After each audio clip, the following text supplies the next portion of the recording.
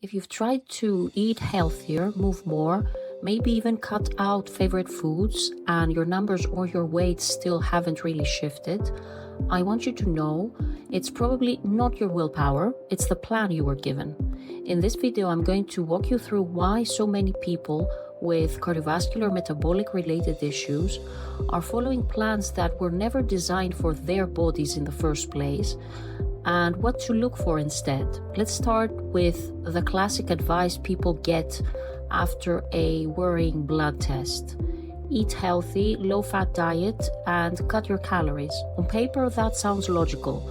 Less fat would mean less cholesterol, and that means better heart health, right? But in real life, especially for people with cardiovascular or metabolic imbalances, this can actually backfire. Here's why in simple science-based terms. Dietary fat is one of the nutrients that helps us feel satisfied after a meal. It slows down how quickly food leaves the stomach and influences hormones that tell your brain that, I've had enough. When we drastically cut fat, meals often become not well balanced in terms of macronutrients, so they are higher in starches and sugars, and they are less satisfying. And so what happens is that you get hungry earlier. So you end up thinking about food more, snacking more, or overeating later in the day. Not because you're weak, but because your biology is trying to protect you from what it perceives as restriction. Now add blood sugar into the picture.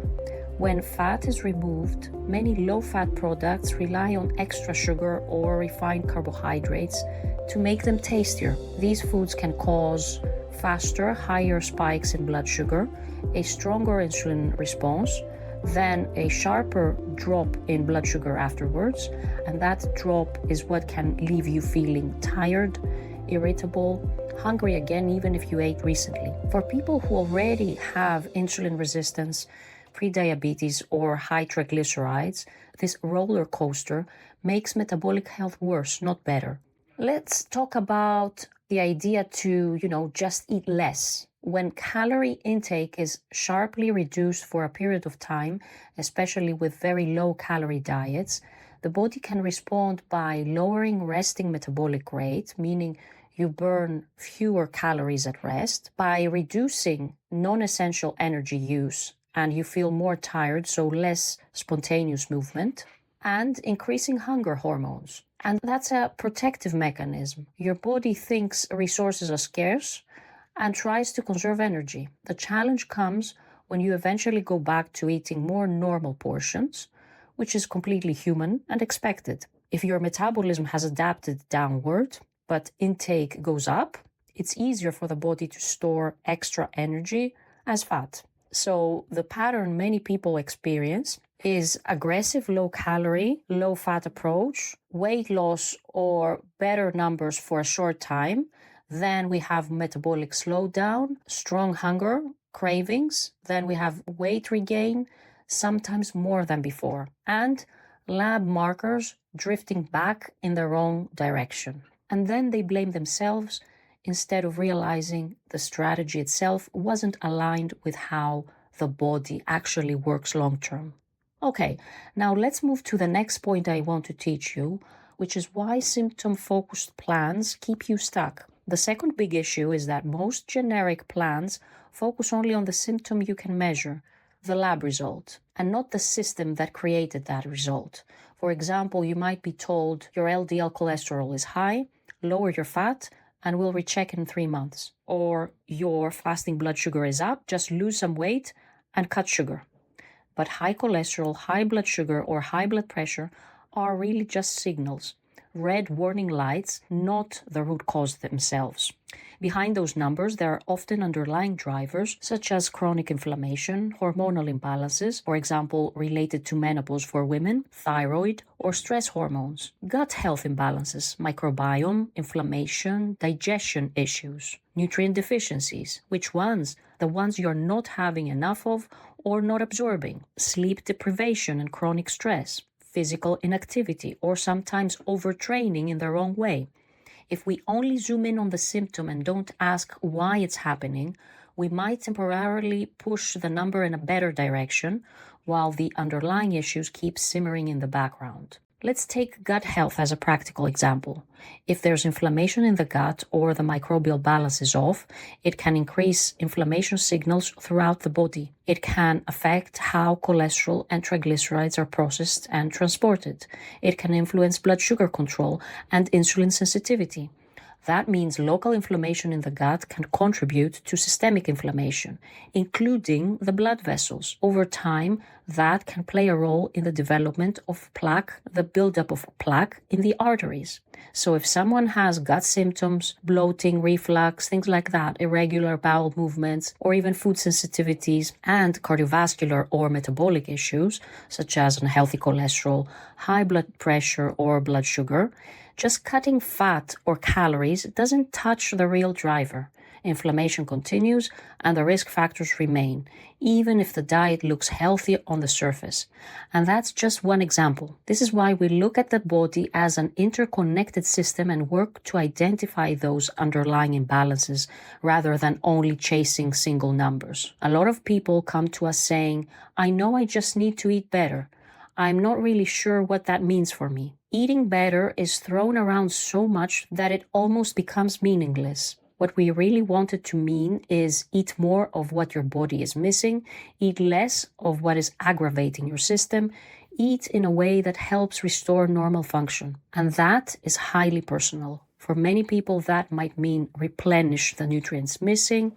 For others, might also mean they need to correct the pattern, when they eat, how they eat, not just what they eat. So eating more of what's missing is about identifying specific gaps in your nutrition and filling those gaps in a way that's realistic for your life. On the other side, we look at what is aggravating or not aligned with your body's current needs.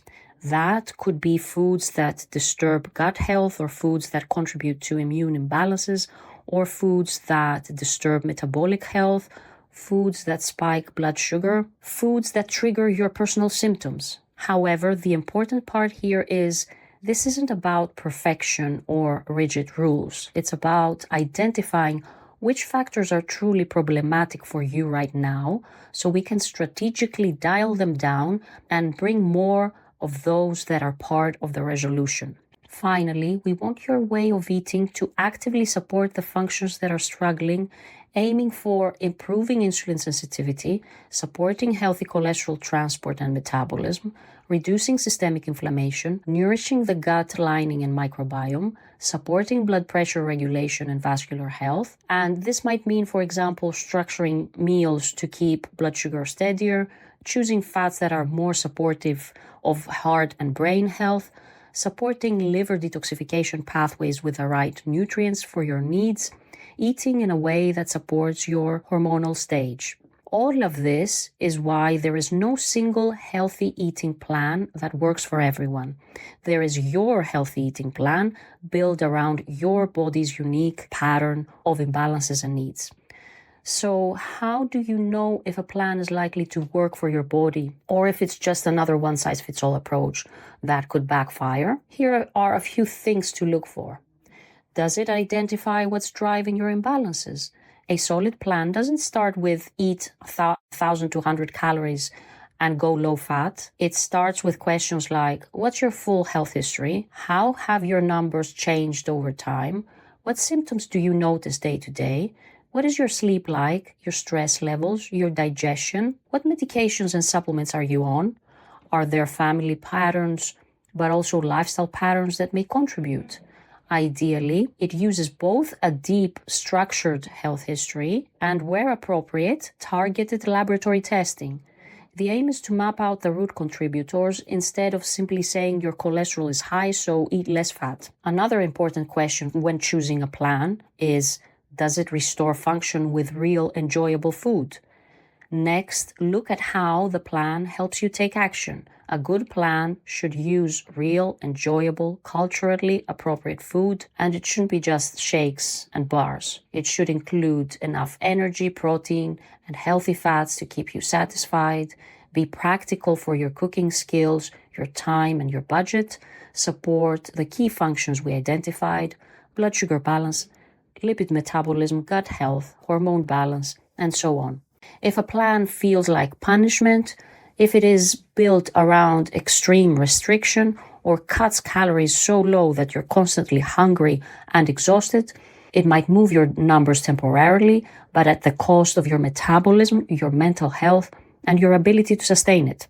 Another key question is it personalized or is it a template? Finally, ask yourself, could this exact plan have been given to 10 other people without changing anything?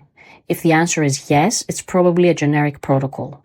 A truly personalized nutrition plan should reflect your specific diagnosis and risk factors, your coexisting conditions, for example, thyroid, gut, autoimmune issues, your preferences and known negotiables, your work schedule, your family situation, your energy levels, your readiness for change, starting where you actually are, not where someone wishes you were.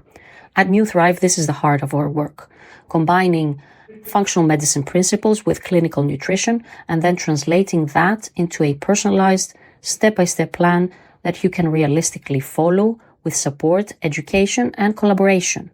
So if you've been feeling like you're doing all the right things, eating low fat, cutting calories, trying to exercise more, and your lab results or your weight still aren't cooperating, please hear this. It's very likely not that you are failing, it's that the plan you were given doesn't match the way your body works. When we stop chasing single symptoms, start looking at the underlying drivers, and build a personalized way of eating, we're no longer just managing numbers, we are supporting your body to restore balance from the inside out.